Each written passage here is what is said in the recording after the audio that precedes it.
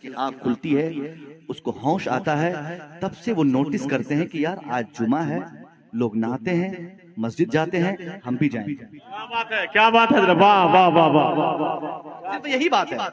जुमा के दिन हम लोग सब जाती हैं। अगर बच्चों को सुबह 10 बजे ही मालूम हो जाए कि आज जुमा है, तो 10 बजे से ही अपने बाप के पास रहता है या दादा के पास रहेगा। नहाने का टाइम होते ही वो जबरदस्ती नहाने के लिए तौलिया लेके देगा, बाल्टी लेके देगा, साबुन लेके देगा, दादा चलिए नहाने। वो चापलूसी करता है ताकि आगे पीछे करेंगे तो हमको भी साथ लेके जाएगा। अगर दादा उसको गलती से भूल जाए, न ले जाए, तब भी बच्चे हाफ पैंट पहन के बगैर वजू गुस्ल के मस्जिद भाग जाएंगे, क्योंकि उन्होंने होश संभालते ही देख लिया है कि जुमा का खास एहतमाम होता है। क्या बात है, क्या कह रहे हैं, वाह वाह वाह। अब बताइए कि जिस घर का बाप जुमा पढ़ता है, बेटा भी जुमा पढ़ने जाता है, दादा जुमा पढ़ता है, बेटा भी जुमा पढ़ने जाता है, चचा जुमा पढ़ता है, भतीजा भी जुमा पढ़ने जाता है, बड़े भाई जुमा पढ़ते हैं, उसके छोटे भाई जुमा के लिए दौड़ के हाफ पैंट पे जाते हैं। अगर उसी घर के गार्जियन, बड़े बुजुर्ग, माँ बहन सब लोग मिलके फजर का एहतमाम करें, जोहर का एहतमाम करें, असर का एहतमाम करें, मगरिब का एहतमाम करें, इशा का एहतमाम करें, 5 टाइम नमाज पाबंदी से पढ़े, तो वो घर का गार्जियन कसम खा के ये कह सकता है कि 12-15 साल क्या 10 साल होते होते मेरे घर के सारे बच्चे 5 वक्त की नमाज। नारे तकबीर, नारे रिसालत, मसलके आला हजरत डॉक्टर मुसव्विर रजा साहब किबला, नारे तकबीर, नारे रिसालत, वाह वाह वाह। बात समझ में आई? ये तरबियत है। आप तरबियत अपने किरदार से दोगे। आप झूठ बोलेंगे, बच्चा झूठ बोलेगा। आप गाना सुनोगे, किचन में हमारी बहनें क्या करती है आजकल, तो उसको क्या बोलते हैं हजरत, ब्लूटूथ। आपको तो मालूम है सब कुछ। ब्लूटूथ लगा लेते हैं लोग, ऑटोमेटिक मोड पे गाने चलते रहते हैं, कभी भोजपुरी, कभी हिंदी, कभी बंगला, कभी ये, कभी वो। सबका नाम याद है, सब गाने याद हैं, सब बोल याद हैं। आटा गूंदेगी, खाना बनाएगी, किचन में रहते, बिस्तर पे जाते, हर जगह मोबाइल चलता है। जिस घर में ये हो रहा है, उस घर का गार्जियन ये चाहे कि मेरा बेटा अल्लाह का वली बनेगा, तो होगा? नहीं होगा। मौलाना भी आपका बेटा बन के आ जाएगा बाहर से पढ़ के, आपके किरदार और व्यवहार सही नहीं रहेंगे तो मौलाना बनना भी उस बच्चे के लिए बेकार होगा। वो हाशिम क्या नाम है एक्टर का, कोई हाँ, इनको सब मालूम है, इमरान हाशमी एक हीरो है।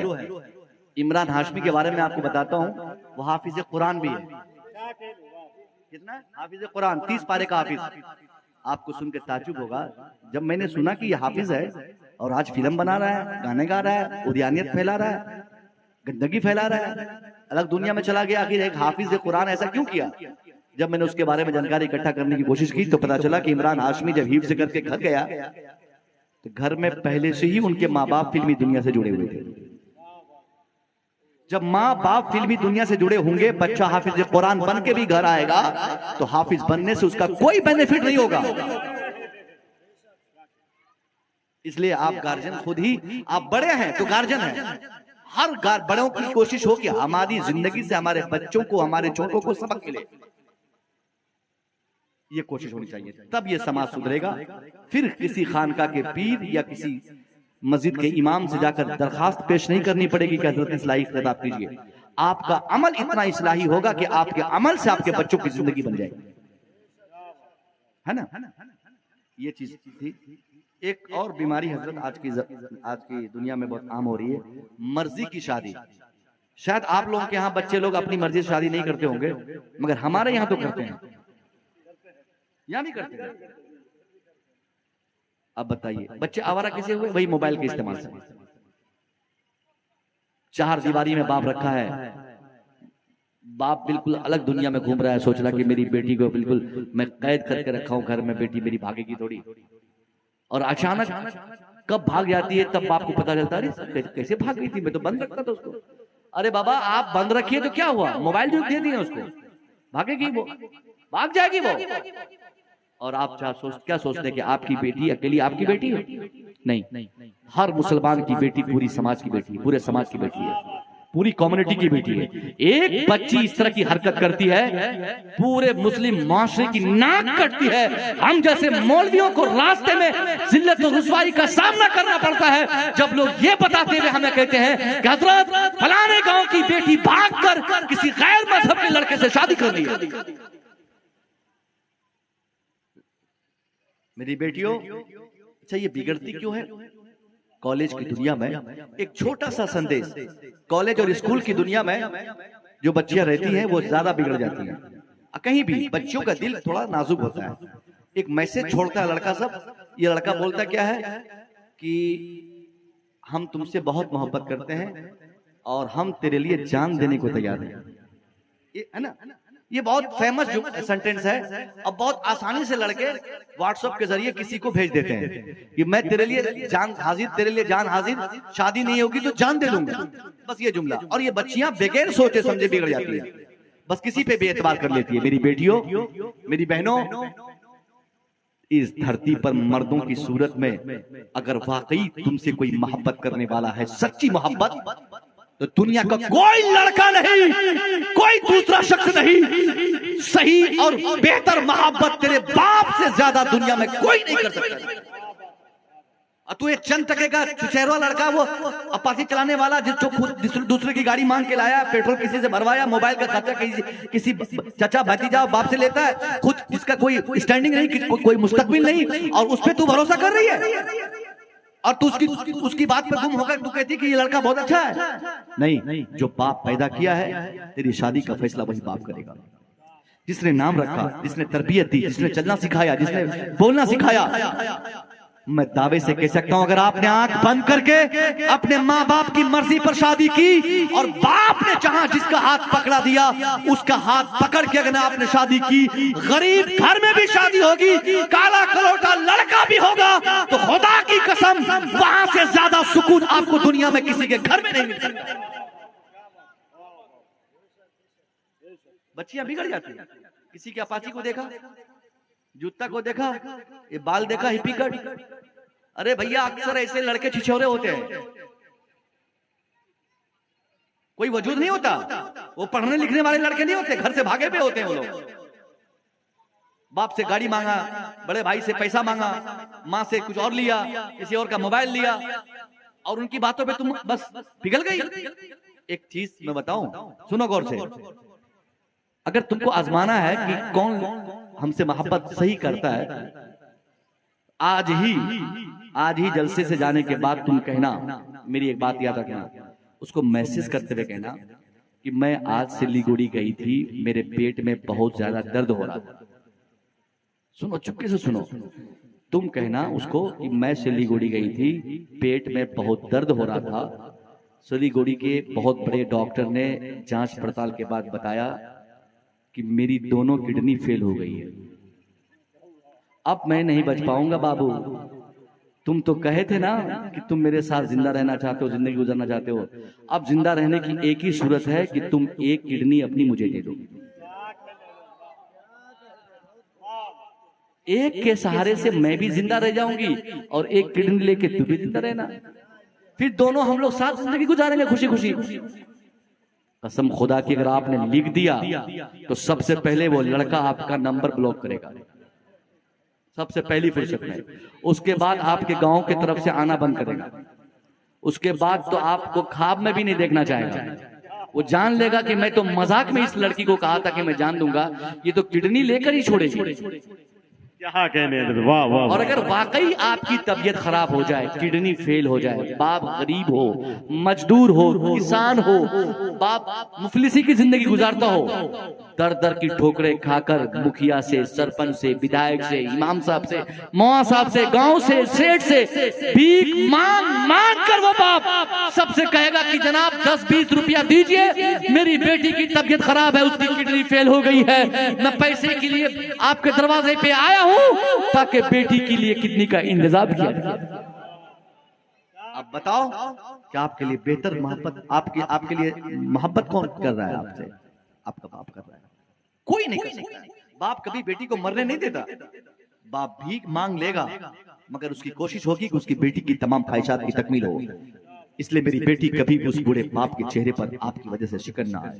आप कोशिश करो कि आपके बाप की शान कभी बाइज़्ज़त बाप ना घटे।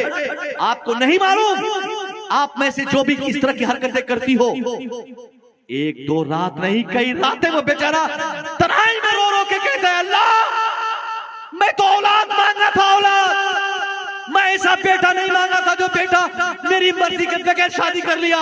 मैं वैसी बेटी नहीं मांगा था जो बेटी मेरी मर्जी के बगैर शादी कर ली। ए अल्लाह, आज मेरे बेटों और बेटियों की वजह से समाज में मेरा रहना जो मुश्किल हुआ है, अल्लाह इस मुश्किल भरी जिंदगी से तू मुझे आजाद फरमा, मौत दे दे अल्लाह ताकि मैं मर जाऊं और समाज की जिल्लत से मैं बच जाऊं। आपका बाप मौत की दुआएं मांगता है। आपका भाई कई साल तक चौक चौराहे, मार्केट और पंचायत में किसी के सामने बोलने की जुर्रत नहीं करते। अगर वो बोलेंगे तो बोलेंगे राइट चुप, तेरी बहन ऐसा की है, तेरे घर का तेरा छोटा भाई ऐसा किया है। इसलिए मेरे लोगों, मेरे दोस्तों, अल्लाह के वास्ते कभी ऐसी हरकत मत करो कि तेरे बड़े भाई की शान घट जाए, तेरे दादा की शान घटे, तेरे बाप की शान घटे। तू अगर कुछ चाहती हो, तुम कुछ चाहते हो, ऐसा कुछ कर जाओ कि तेरे किरदार से, तेरे अमल से, तेरे काम से तेरे घर के लोग बोले कि मैं फलानी बच्ची का बाप बोल रहा हूं। ये काम तुम करो। ये कब होगा? ये तालीम से, पढ़ाई से होगा, बेहतर तरबियत से होगा। तालीम पर फोकस करें। बच्चों से गुजारिश है कि आप खूब मेहनत से इतना पढ़ें, इतना बड़ा आदमी बन जाए, इतना बड़ा आदमी बन जाए कि आपके गांव वाले आपका नाम लेके बोले कि मैं उसी गांव का रहने वाला हूं। ये मेहनत करो। मगर यहां पे क्या हो रहा है? अपने यहां मजदूरी करने वाले जा रहे हैं। मैं उठा के बोल सकता हूं कि कौन बच्चा पढ़ रहा है, कौन पढ़ाई छोड़ने वाला है और कौन अभी मजदूरी करने के इरादे से है, कौन बेरोजगार है। लेकिन उठाऊंगा नहीं, आप चिंता मत करें। ये हर घर में ये कहानी है। मैट्रिक पढ़ा, पढ़ाई छोड़ दिया, बच्चियों को वस्तनिया फुकनिया करवा दिया, काम खत्म। अरे वस्तनिया फुकनिया कोई पढ़ाई है? वो तो सिर्फ शादी उदी कराने के लिए है कि शादी करा होगी तो कोई पूछेगा कि कहां तक पढ़ी है, तो हम बोल देंगे वस्तनिया की हुई है। उसके आगे पढ़ाई है, आगे की पढ़ाई कीजिए, बहुत मेहनत से अपनी बेटी और बेटों दोनों को पढ़ाइए। जो भी करना पड़े आप करके पढ़ाइए, इंशाल्लाह तब्दीली देखिएगा समाज में किस तरह आएगी। यही काम हमारा नहीं होता। जो लोग बच्चों को पढ़ाते नहीं है, बच्चियों को नहीं पढ़ाते हैं, वो लोग जान लें कि उनका आने वाला समय उनके समाज का बहुत खराब होने वाला है।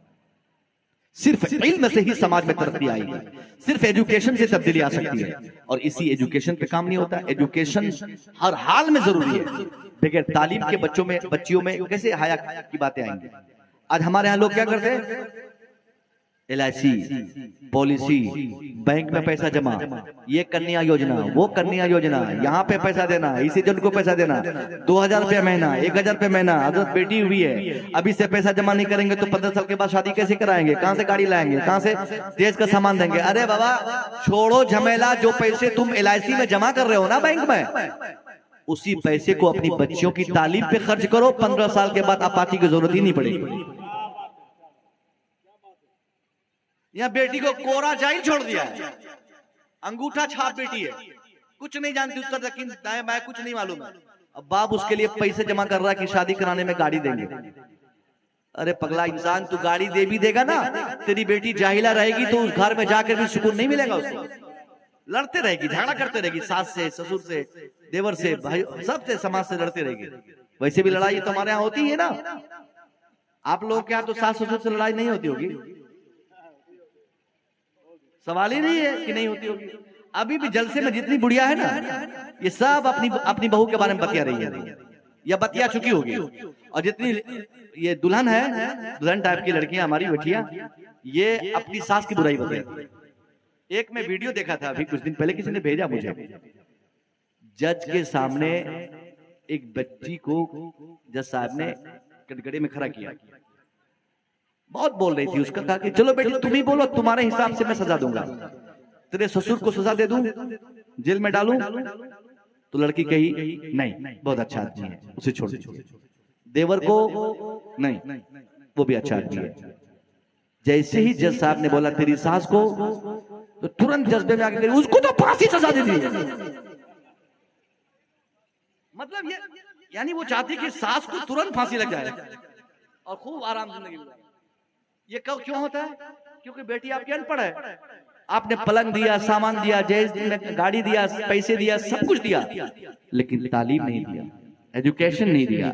अगर एजुकेशन आपकी बेटी को होता, तालीम होती, तो सबकी कदर करती और इस्लामिक कवानीन के एतबार से जिंदगी गुजारती। इसलिए बेटियों को भी तालीम से जोड़ने की सख्त तरीन जरूरत है। हर हाल में पढ़ाइए। ये दिमाग से निकाल दीजिए कि वो दूसरे की घर की दौलत है, पढ़ा के क्या करेंगे। जो काम पढ़ के आपका बेटा कर सकता है, सेम वही काम पढ़ के आपकी बेटी कर सकती है। आप दो अलग अलग नजर से मत देखिए। इस्लाम ने फरमाया तलबुल इल्म फरीज़तुन अला कुल्लि मुस्लिम व मुस्लिमा, getting education is compulsory for each and every Muslim man and woman. मुस्लिम समाज के हर मर्द और औरत दोनों पर एजुकेशन जरूरी है। बेटी और बेटो दोनों को सुनाई। सास की बात आई तो दो बात बता दूं, बताऊं? सास हो या बहू, हर एक घर के बाद दूसरे घर में फितना इन्हीं दोनों में, प्रॉब्लम इन्हीं में है। कितना घर जल गया, कितने घर तबाह हो गए। कुछ सास का दिमाग में इतना कचरा भरा हुआ है, अगर शादी के 1 महीने के बाद अपने बेटे को अपनी बहू के साथ एक ही प्लेट पे खाना खाते हुए देख ले तो कयामत आ जाएगी। वो बोलेगी बाप रे बाप रे, अपनी समधिन के बारे में बोलेगी कि वो जो है हमारे बेटे का दिमाग को बहका दिया। अब तो ये लड़की जब से मेरे घर में आई है, ये मेरे बेटे के बगैर खाना ही नहीं खाती है, या मेरा बेटा जो है इस लड़की के बगैर खाता ही नहीं है। जबकि ये इंतहाई दर्जे की गलती है उस औरत की। जबकि कहना यह चाहिए था, अगर बेटा उसकी बहू के साथ खाना नहीं खाता तो उस माँ को चाहिए था कि कुछ ऐसी परिस्थिति बनाए, कोई ऐसे हालात बनाए कि उसके बेटे और उसकी बहू एक साथ खाना खाए। रात में उसका बेटा आता तो उसकी माँ कहती, बेटा तू अकेले क्यों खाता है, तेरे इंतजार में बहू बैठी हुई है, तू खाना जब भी खा तो अपनी बहू के साथ खाना खा। जो सास ऐसी हरकत करेगी और ऐसा माहौल बनाएगी, उस घर में कभी लड़ाई नहीं होगी, कभी नहीं। क्या कहने, वाह वाह वाह। पूरा घर आप अपनी बहू को दे दीजिए। बहू, ये पूरी संपत्ति तेरी, ये सारा मकान तेरा, ये दौलत तेरी, अब सिर्फ तुम मुझे खिलाओ पिलाओ, हम लोगों को इज्जत से रखो, अपनी जिंदगी में बेहतरी लाओ, ये आजादी दीजिए। रानी बना कर उनको रखिए, गुलाम बना के नहीं। जिस दिन गुलाम बनाइएगा माहौल खराब होगा। क्यों गुलाम बनेगी भाई? वो तेरे बाप की नौकर है, वो गुलाम बनेगी? उसके बाप ने जमीन बेच के शादी कराई है, उसके बाप ने अपाची दिया है, उसके बाप ने 5 लाख रुपए दिए है। अब टाइम बना, टाइम बता, तू कब पैर दबाएगी, तेरा शौहर कब पैर दबाएगा उस बच्ची का, तेरा बेटा कब पैर दबाएगा, ये टाइम बता। वो बेटी नहीं दबाएगी तेरा पांव। जितने लोग पैसे के लालची और टूअर हैं, उन सब से ये पैगाम है, अगर आप पैसे मांगोगे, इन बच्चियों को हम लोग उभारेंगे और कहेंगे कि तुम लोग एक भी काम मत करना। ससुर से भी कहना कि जल्दी पानी लेके आओ, कपड़ा प्रेस करके दो, करवाने का हक रखती है ये। चूंकि इसका बाप बर्बाद हो गया शादी के चक्कर में, इसके भाई पूरी दुनिया में कमा के थक गए बेचारे शादी कराने चक्कर में, और आज उसकी ये तू बहन को तू कहता है कि काम नहीं करती है, काम करने के लिए शादी कर रहा है उसका बाप। कितने घर जल गए। इसलिए बचने की एक ही सूरत है कि आप शादी में पैसा मत मांगिए, लड़की मांगिए, अच्छी लड़की मांगिए, नेक सीरत लड़की मांगिए। बेहतर लड़की मांगेंगे तो लड़की घर पे आते ही उसको आप, अगर आप ससुर हैं तो बेटी मांगिए, उसको कहिए कि तू मेरी बेटी हो, बहू नहीं। जिस दिन ससुर और सास अपनी बहू को बेटी कह दे, तो वो बेटी बन के ही दिखाएगी और हमेशा खुश रहेगी। एक मसला बताओ, उलमा इकराम तशरीफ फरमाए, ये लड़ाई क्यों होती है घर में, बेटा बहू में और सास बहू में? शादी से पहले ही सास जो है दिमाग में ये बात हटा लेती है कि 1 महीना के बाद बेटे की शादी होगी, बहू आएगी तो झाड़ू वही लगाएगी, छत पे झाड़ू, नीचे झाड़ू, मेरा कपड़ा साफ करना, सबका कपड़ा साफ करना, बर्तन मांजना, ये करना वो करना, तमाम तरह के काम को उसी के हवाले छोड़ देती है। और जब वो लड़की नहीं करती है तो सास का दिमाग खराब हो जाता है। फिर ये पूरे मोहल्ले में घूम घूम कर शिकायत करती है कि मेरी बहू जो है बहुत बेकार मिल गई है, बहुत घटिया मिल गई है। अब फिर लड़ाई शुरू होती है।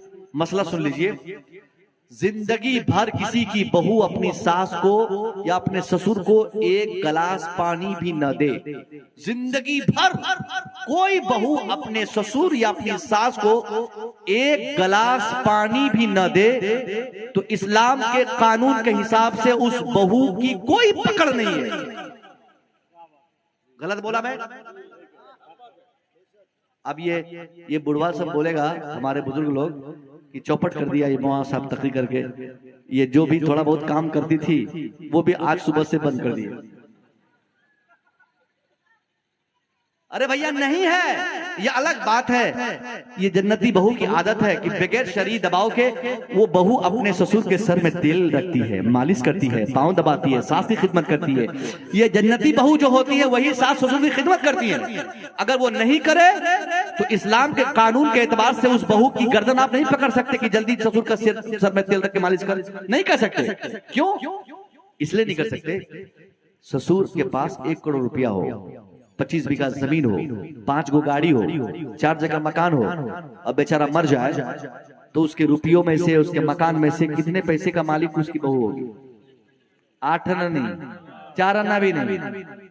जब ससुर की कमाई में, उनकी जिंदगी में, उनके तरके में, उनके पैसे में, उनके बैंक बैलेंस में, उनकी दौलत में, उनकी गाड़ी में जब बहू का कुछ भी हिस्सा नहीं है तो बहू की जिंदगी में ससुर और सास का क्या हिस्सा रहेगा? साफ क्लियर है मामला? कुछ नहीं है ना। अगर किसी की बहू को चूड़ी नहीं है तो चूड़ी लाके क्या देगा? माँ के पास पैसे नहीं है तो खिलाने के लिए पैसा कौन देगा? तो समझ में बात आ गई ना। दोनों चक्कर का संभालना किसका काम है? बेटा का। माँ की भी हिफाजत वही करे, देखभाल करे, और बीवी की भी देखभाल वो करे। बीवी की भी वही करे। बीवी बेचारी जो है उसके ऊपर कुछ भी जरूरी नहीं है, वो अपने शौहर की है, वो जब चाहेगी वो अपने घर को अलग कर लेगी। इसलिए आप जबरदस्ती किसी की बेटी को मत सुताइए। किसी की बेटी की पाप लगेगी, पाप। बच्चियां रोएंगी, पाप लगेगा। एक कानून ये बोलता है लोग देहात में, ये लड़की बहुत बदतमीज है, ये अभी इसका देवर खाया नहीं, ये खाना खा ली, ससुर नहीं खाया, ये खाना खा ली, फलाने नहीं खाया, ये खाना खा ली, चिल्लाने नहीं खाया, ये खाना खा ली। ये तमाम बहाने हिले किए जाते हैं, ये शिकवे किए जाते हैं। क्यों? यानी कानून बनाया हमारे यहाँ कि बहू सबसे लास्ट में खाएगी, है ना। अक्सर घर में हजरत किसी की बहू अगर खाना बनाते बनाते 2 रोटी और 1 बोटी खा ले और सास देख ले तो मोहल्ले में 2 दिन के बाद वो बात पहुंच जाती है कि आधा किलो गोश्त तो ये सिर्फ भूजते भूजते खा लेती है। 1 पीस गोश्त खाएगी तो आधा किलो का इल्जाम लग जाएगा। डर से वो बेचारी भूखे रहती है लेकिन खाती नहीं है। अरे बाबा, अपनी बहू को इस कदर अख्तियार दे दो, उनको बोलो कि जा तेरा घर है, तू भूज के खा ले या कच्चे खा ले, तू मुझे सिर्फ इशा के बाद 2 रोटी, फजर के बाद चूड़ा मुड़ी, घुगनी या पंता भात, दोपहर में एक प्लेट भात दे देना, बस इतनी जिंदगी काफी है। बाकी तू अपना संभाल। जो घर के गार्जियन अपनी बहू और बेटे को इस कदर आजाद करता है, उसके बेटे जहां भी कमाते हैं मस्ती से रहते हैं, कभी टेंशन नहीं होता। और जिसकी माँ बार बार खोदते रहती है, उसका बेटा 1 महीना पे, 2 महीना पे, 3 महीना पे घूम घूम के घर आएगा तो क्या कमाएगा, क्या तरक्की होगी? बेचारा टेंशन से जवानी में ही बूढ़ा हो जाता है।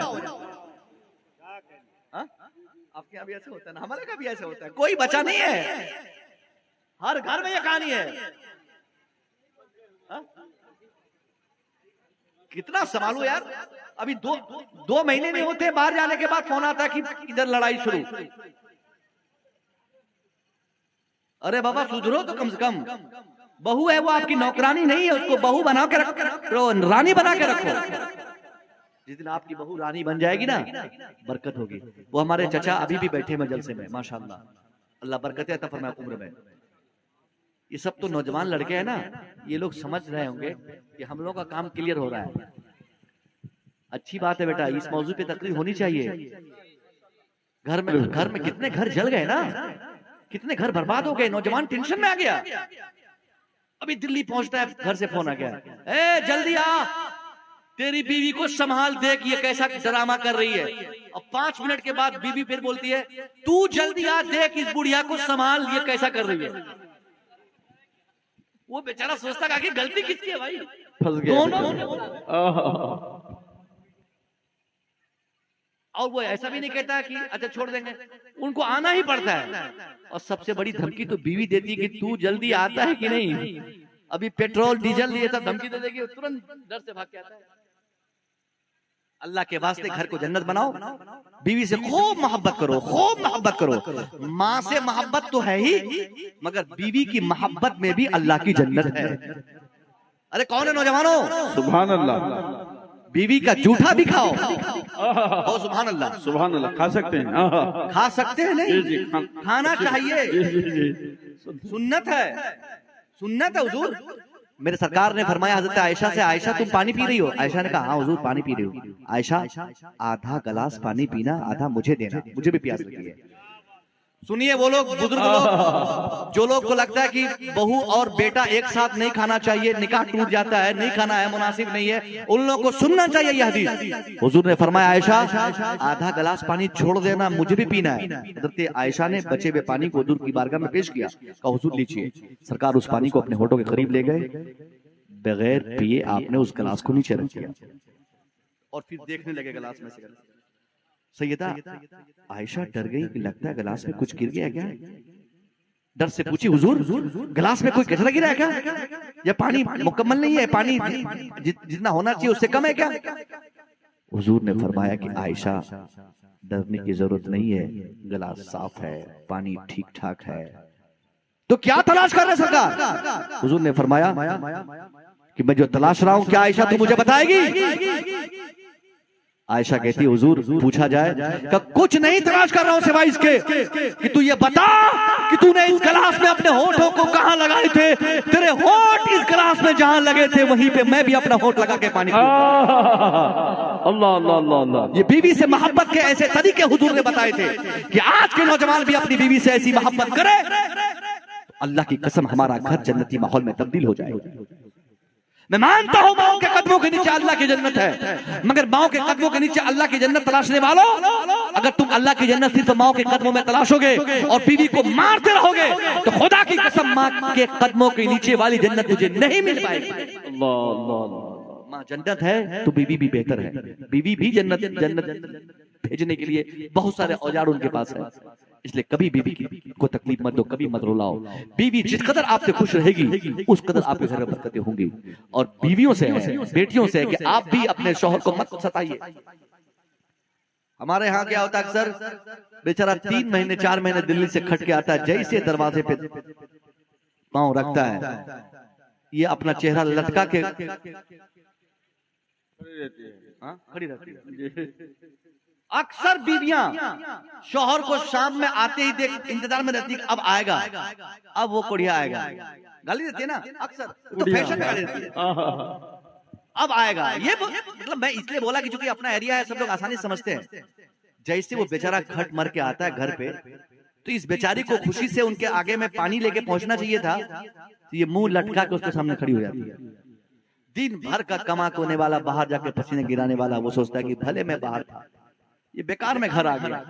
वहीं अच्छा था, होटल में खाना खा के कहीं रेलवे स्टेशन पे सो जाता तो वही ठीक था। यहाँ आते ही तमाम तरह की शिकायत, आपका बाप ऐसा बोल दिया, आपका भाई ऐसा है, आपकी माँ ऐसा बोलती है, आपका घर ऐसा है, समाज ठीक नहीं है, ये क्यों नहीं किए, वो क्यों नहीं किए। अरे बाबा, शौहर जब घर कमा के बाहर आए, बाहर से कमा के घर आए, तो शौहर को मोहब्बत से अपना चेहरा, खुशी वाला चेहरा दिखाओ ना, गम वाला चेहरा नहीं, खुशी वाला। मुस्कुरा के उसके सामने जाओगी ना तो शौहर की निगाह तेरे मुस्कुराते चेहरे पे जब पड़ेगी तो दिन भर की थकान और तकलीफ और पसीने बहाने और 5 महीने की खटनी, वो सब तेरी सिर्फ एक मुस्कुराहट से खत्म हो जाएगी। क्या बात है। मजीद ये लोग और मुसीबत डाल देती है ना। इसलिए कभी शौहर को जब भी देखो कि शौहर मेरा आ रहा है, हंस के बात करो। कम से कम 1-2 रात तो उसको कुछ मत बताओ, एक दो दिन रहने दो घर पे, खाने पीने दो आराम से। बेचारा बहुत खट के आया है वहां से, ताने ठेकेदारों के सुने हैं, मजदूरी किया है, बेचारे ने पसीने बहाए है, और घर पे बेग रखते ही बरस पड़ी हो तुम। मौका दो सुधरने का उनको। तेरा शौहर है, शौहर बीवी मोहब्बत क्या होती है बताऊं? हजरत खदीजा से हुजूर सैयदा खदीजा ने हजरत फातिमा से कहा, बेटी फातिमा जा अब्बा से कहना कि अम्मी चादर मांग रही हैं। हुजूर की बारगाह में हजरत फातिमा आई, कहती है अब्बा अम्मी चादर मांग रही है। सरकार फरमाते, बेटी तेरी माँ चादर मांग रही, क्या करेगी? कहा अब्बा मुझे नहीं पता, आके पूछ लीजिए, मुझे नहीं मालूम। सैयदा फातिमा वहां से चली गई। हुजूर पीछे पीछे आए। आपने हजरत खदीजा से कहा, खदीजा तूने चादर का मुतालबा किया, वो चादर जो आप इस्तेमाल करते थे, तूने मुतालबा किया? सैयदा खदीजा कहती, हाँ हुजूर मैंने मांगा था। कहा क्यों? कहा हुजूर देखे ना, मुझे बहुत तेज बुखार है, बहुत तेज बुखार है। अब मुझे लगता है कि ये मेरा आखिरी दिन है। अगर इस बुखार से मेरी मौत हो जाए तो सरकार मैंने इसलिए चादर मांगी है कि मेरे लिए कफन का इंतजाम आपकी चादर से किया जाए। क्या मोहब्बत है बीवी की और शौहर के दरमियान। यानी बीवी ये चाहती है कि कफन मेरा हो, मेरे लिए कफन का इंतजाम हो, तो मार्केट से कपड़े ना आए, बल्कि मेरे शौहर के जिस्म से लगी हुई चादर का इस्तेमाल किया जाए। अल्लाह अल्लाह अल्लाह। तो हुजूर का जवाब जानते क्या था? हुजूर ने ये नहीं कहा कि ठीक है ले लो, आपने ये फरमाया, ए खदीजा तूने चादर का मुतालबा किया, लो अरिते चिल्ती ला आते तो के। ए खदीजा काश या अगर तुम चादर की जगह मेरी चमड़ी भी मांग ले तो मैं अपने बदन की चमड़ी भी उतार के तुझे दे दूं। ये शौहर की मोहब्बत बीवी के लिए और बीवी की मोहब्बत शौहर के लिए है। ऐसी मोहब्बत अगर घर में हो तो यकीनन घर जन्नती माहौल में तब्दील होगा। नौजवानों अब अपनी बीवी से मोहब्बत करो, और मेरी बहनों अब अपने शौहर से बेपनाह मोहब्बत करो। दुनिया में किसी दौलतमंद को देखकर कभी उसकी दौलत को देखकर ये मत कहना कि ऐसा लड़का, ऐसा घर, ऐसा परिवार, ऐसी दौलत वाला लड़का मुझे क्यों नहीं मिला। नहीं मिला, नहीं मिला। जो तुझे मिला वही तेरा हीरो है, जो मिला वही तेरा बादशाह है। किसी की दौलत देखकर, किसी की गाड़ी देखकर, किसी हैंडसम लड़के को देखकर एक जरा भी आपके दिल में ये मलाल न हो कि ऐसा लड़का मुझे शौहर मिलता तो बेहतर होता। नहीं, जो तेरे लिए बेहतर था अल्लाह ने वही इंतजाम फरमाया। सब्र और शुक्र के साथ अगर उसी गरीब घर में अगर आपने जिंदगी गुजार ली, दुनिया तो बेहतर होगी ही, आखिरत की भी सारी भलाई आप ही के लिए, अल्लाह के लिए। अल्लाह अल्लाह अल्लाह अल्लाह। ये शिकायत लड़कों की भी होती है। बहुत बड़ी बात बता रहा हूं, हुजूर ने कहा था इसलिए बता रहा हूं। किसी की बीवी को देखकर आप ये मत समझना कि मेरी बीवी में ये क्वालिटी नहीं है। इशारा समझ रहे हो ना? हुजूर ने फरमाया कि दुनिया की दूसरी औरतों में जितनी क्वालिटीज तुम्हारे को लगती है कि वो अच्छी लड़की है, वो बेहतर औरत है, वो मेरी बीवी बनती या वो अच्छी है, वो सारी चीजें तेरी बीवी में भी मौजूद है। फर्क यह है तू अपनी आंखों का इलाज कर, देखने का अंदाज तू बदल दे, नजरिया बदल दे। अगर मोहब्बत से तू देखेगा तो तेरी बीवी दूसरे की बीवी से ज्यादा क्वालिटी फुल तुझे मालूम है। और ये बेहतर भी है, ये सही भी है। इसलिए दुनिया में जो नसीब में आपके थे वो आपको मिले, उसी पर सब्र कीजिए, मोहब्बत से रहिए। इंशाअल्लाह आप मोहब्बत से रहेंगे तो आपकी मोहब्बत का तकाजा ये होगा कि आपके बच्चे भी अच्छे होंगे, वरना घर बर्बाद हो जाएगा। अस्सलाम वालेकुम। माशाअल्लाह, ये मुदल्लल मुफस्सल तकरीर